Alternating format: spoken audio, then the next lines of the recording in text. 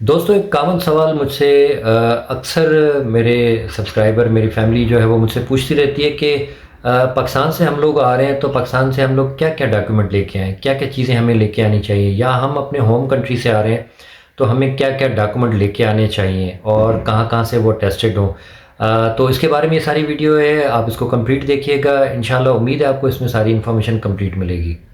अस्सलाम वालेकुम। उम्मीद करता हूँ आप सब लोग खैरियत से होंगे। दोस्तों काफ़ी लोग मुझसे ये कॉमन एक सवाल करते हैं कि हम लोग अपने होम कंट्री से आ रहे हैं तो हम कौन कौन से डॉक्यूमेंट लेके आने चाहिए, या हमें किन किन डॉक्यूमेंट्स की पुर्तगाल के अंदर अपनी फ़ाइल लॉक के लिए ज़रूरत पड़ती है या आगे चल के हमें ज़रूरत पड़ सकती है। देखें, आप जब यहाँ पे आ रहे हैं तो आपने सबसे पहले अपनी फ़ाइल लॉक करनी है। यहाँ पे आप अपनी इमिग्रेशन अप्लाई कर रहे हैं।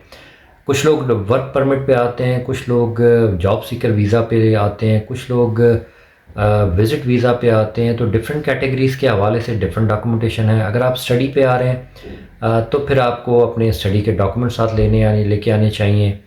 अब स्टडी पे अगर आप लोग आ रहे हैं तो आपके डॉक्यूमेंट्स आपको मूफा से अटेस्टेड हों। अगर आपकी डिग्रीज़ आपके साथ हैं तो वो HEC से अटेस्टेड हों आपकी, और मिनिस्ट्री ऑफ फॉरेन अफेयर मूफा से आपके डॉक्यूमेंट अटेस्टेड हों। आपके कोई एक्सपीरियंस हैं तो वो भी आपके अटेस्टेड हों। तो ये स्टडी पे अगर कोई आ रहा है तो उनको ये चीज़ें लेके आनी चाहिए अपने साथ। अगर कोई जॉब सीकर वीज़ा पे आ रहा है तो देखें उसकी अलग से एक रिक्वायरमेंट है। जॉब सीकर पे वो आपको ऑलरेडी आपके डॉक्यूमेंट बता चुके होते हैं, तो वो आप अगर साथ में लेके आ रहे हैं तो वो आप लेके आ सकते हैं अपने सारे डॉक्यूमेंट्स। PCC आप अपनी पुर्तगाल के पाकिस्तान से अपनी PCC लेके आ सकते हैं। PCC आप अपनी मूफा से मिनिस्ट्री ऑफ फॉरेन अफेयर से टेस्ट करवा लें, या फिर आप अपनी PCC पुर्तगाल एम्बेसी से अगर अभी आपको टाइम मिल जाए तो आप बिल्कुल अटेस्ट करवा सकते हैं।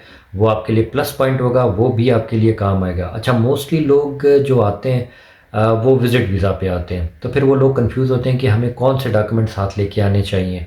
एक रिस्क भी होता है कि डॉक्यूमेंट्स अगर आपकी कहीं पे, वैसे तो नहीं होती चेकिंग, मैंने 2 दफ़ा शेंजन में ट्रैवल किया हुआ है, लेकिन मेरी कभी कोई अल्हम्दुलिल्लाह कोई इस तरह की चेकिंग नहीं हुई।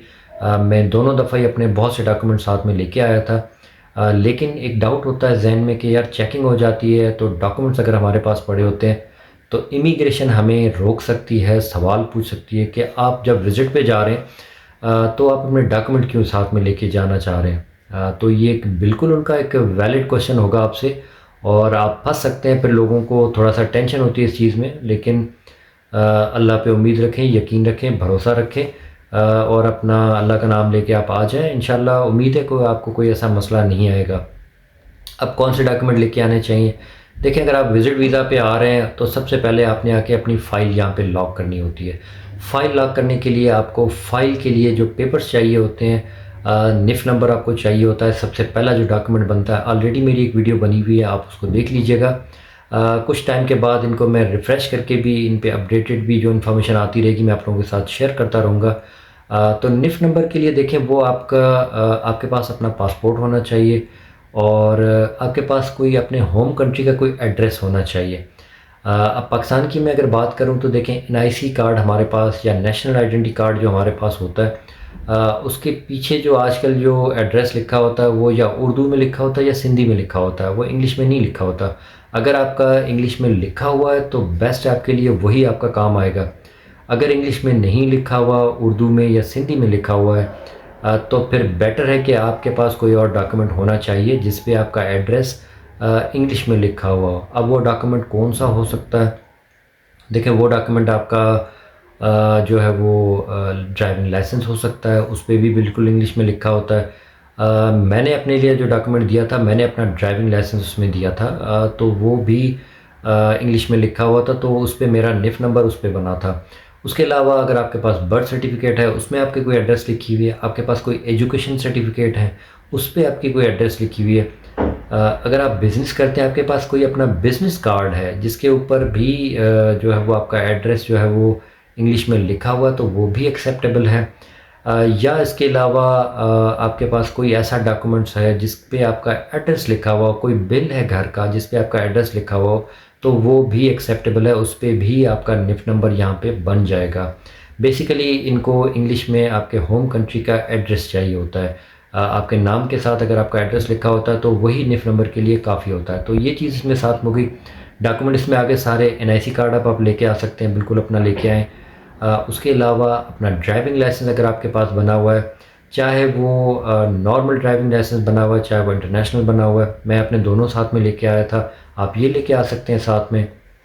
उसके अलावा इम्पॉर्टेंट सवाल है कि पीसीसी हम लेके आएँ या नहीं लेके आएँ। देखें, अगर आप पीसीसी वहाँ पे बन गई है तो आप बिल्कुल लेके आ सकते हैं, उसमें कोई हर्ज नहीं है, कोई उसमें कोई आपको कोई मुश्किल नहीं आएगी। मैं अपनी पीसीसी लेके आया था। मेरी पीसीसी जो थी वो मूफा से या मिनिस्ट्री ऑफ फॉरेन अफेयर से जो है वो अटेस्टेड थी। मैं अटेस्ट करके लेके आया था, मैंने पुर्तगाल एम्बेसी से उसको अटेस्ट नहीं करवाया था। मूफा से अटेस्ट वहाँ से ईज़िली हो जाती है, आप अपनी पीसीसी अप्लाई करें। पीसीसी पे भी पाकिस्तान में पीसीसी कैसे बनती है, अगर किसी को इन्फॉर्मेशन चाहिए तो वो आप बताइएगा। मैं उस पर भी अपनी वीडियो बना दूंगा कंप्लीट कि पाकिस्तान में आप पीसीसी कैसे अप्लाई कर सकते हैं। एक नॉर्मल पीसीसी वहाँ के लिए अप्लाई होती है, एक पीसीसी अगर आप किसी और कंट्री के लिए बनाना चाह रहे हैं तो वो कैसे होगी, उसका क्या तरीक़ेकार होगा, उसके लिए क्या क्या रिक्वायरमेंट होगी, वो भी मैं आपको बता दूंगा। तो आप अपनी पीसीसी साथ में लेके आ सकते हैं। मूफा के ऑफिस जाके आप डायरेक्ट वहाँ से अटैच करवा सकते हैं, वो एक दिन में आपका वो टेस्ट हो जाएगा। अगर आप कुरियर सर्विस के थ्रू भी अपनी जैसे टीसीएस का मैं एग्जांपल देता हूँ आपको पाकिस्तान के अंदर, तो उनके थ्रू भी अगर आप अपनी पीसीसी जो है वो अटैच करवाने के लिए भेजेंगे, मैंने टीसीएस के थ्रू भेजा था दोनों दफ़ा, तो वो तकरीबन 15 से 20 दिन का मुझे टाइम लगा था। 20 दिन के अंदर मुझे वो अटैच होके वो मिल गई थी। तो आप अपनी पीसीसी लेके आ सकते हैं, वैलिडिटी उसकी 3 मंथ के लिए होती है। फाइल लॉक करने के लिए अगर आप अपनी पीसीसी लगाना चाहते हैं तो बिल्कुल आप उसमें लगा सकते हैं, और उसका कोई यहाँ पे एक्स्ट्रा काम नहीं होगा। मुझे कहीं और किसी जगह काम नहीं आई, फ़ाइल के लिए काम आई थी, तो मैंने अपनी फ़ाइल सबमिट के टाइम पे अपनी पीसीसी भी सबमिट कर दी थी। लेकिन जब आप बायोमेट्रिक के टाइम पे जाएंगे तो आपको फ्रेश पीसीसी चाहिए होगी, और वो मूफा से भी अटेस्टेड हो, वो पुर्तगाल एम्बेसी से भी अटेस्टेड हो। कुछ सेफ में, कुछ आइमा के ऑफिस में एक्सेप्ट हो जाती है, एक्सपायर भी एक्सेप्ट हो जाती है, वो आपके लक पे है। अगर आप प्रॉपर रूल के हिसाब से अगर जानना चाहते हैं तो वो आपकी मिनिस्ट्री ऑफ फॉरेन अफेयर मूफा से और आपकी पुर्तगाल एम्बेसी से अटेस्टेड हो, 3 महीने तक उसकी वैलिडिटी हो, उससे ज़्यादा होगी तो वो एक्सपायर काउंट की जाएगी। तो ये ऑफिशियली तो ये है, लेकिन आपके लक पे है कि वो सिर्फ मूफा से अटेस्टेड चल जाए, या फिर आपकी जो है वो 3 महीने से ज़्यादा भी हो गए, एक्सपायर भी हो चुकी है, तो भी वो सेफ ऑफिसर आपका एक्सेप्ट कर ले। पीसीसी हो गई, ये चीज़ें आप लेके आ सकते हैं। अगर आप बच्चे आपके साथ आ रहे हैं तो बच्चों की आप school certificate, school leaving certificate, birth certificate भी ये साथ में आप लेके आ सकते हैं। अगर यहाँ पे आप अपनी एजुकेशन के हवाले से, अपने प्रोफेशन के हवाले से कोई चीज़ आगे चल के करना चाह रहे हैं, आपके जहन में कोई चीज़ है, तो आप अपने एजुकेशन के डॉक्यूमेंट्स भी साथ में लेके आ सकते हैं। अगर कुछ लोग मेडिकल बेस पे अपना कार्ड यहाँ पे लेना चाह रहे हैं, मेडिकल की रिपोर्ट्स के लिए वो आना चाह रहे हैं, तो अपनी मेडिकल की भी रिपोर्ट्स आप साथ में एक फ़ाइल बना के वो भी लेके आ सकते हैं। अगर आप की कोई मेडिसिन की कोई प्रिस्क्रिप्शन है, कोई टेस्ट हुए हुए हैं, फ़ोटोकॉपीज़ हों या ओरिजिनल हो, वो भी आप साथ में लेके आ सकते हैं। ये एक्स्ट्रा मैं एक चीज़ बता रहा हूँ, जो लोग मेडिकल के हवाले से अपना ज़हन बनाते हैं, तो यहाँ जब आप पहले चेकअप पे जाएंगे तो अगर आप अल्लाह ना करे, अगर आपको कोई कंडीशन है, कोई डिज़ीज़ है, कोई मेडिकल प्रॉब्लम है, कोई इमरजेंसी है, तो आप अपने डॉक्टर को यहाँ पे वो चीज़ दिखा सकते हैं, तो उससे भी आपको थोड़ा सा बेनिफिट मिलेगा। ऑब्वियसली ये यहाँ पे अपने टेस्ट करवाएंगे, उसको कंफर्म करेंगे पहले, लेकिन आपकी पहले कोई हिस्ट्री है, कोई रिपोर्ट्स आपके साथ हैं, तो वो भी आपको काम आ सकती हैं। अगर आप ये सारी चीज़ें हार्ड कॉपी में या प्रिंट में या कॉपी में आपके साथ नहीं लेके आना चाहते हैं, तो एटलीस्ट ये सारी चीज़ों के आपके पास पीडीएफ बने हों, आपके मेल के अंदर या आपके फ़ोन के अंदर ये सेव हुई हो, तो ये चीज़ें भी यहाँ आपको किसी न किसी, कहीं ना कहीं जगह पे आपको काम आनी है। तो ये सारे डॉक्यूमेंट्स है जो आपको जो आपकी चॉइस हो, आप अपनी चॉइस के हिसाब से, अपने रिक्वायरमेंट के हिसाब से अपने डॉक्यूमेंट साथ लेके आ सकते हैं यहाँ पे। आई होप आपको ये इन्फॉर्मेटिव लगी होगी। अगर वीडियो अच्छी लगे, पसंद आए तो लाइक शेयर करें, बिल्कुल इस वीडियो को और लोगों के साथ भी शेयर करें, क्योंकि अक्सर लोग परेशान होते हैं और ये कॉमन क्वेश्चन मुझसे भी करते हैं और बाकी लोगों से भी ये सवाल होते हैं। तो सबको इन्फॉर्मेशन ये शेयर करें, अपनी दुआओं में याद रखें। आपसे मिलते हैं अगली वीडियो में।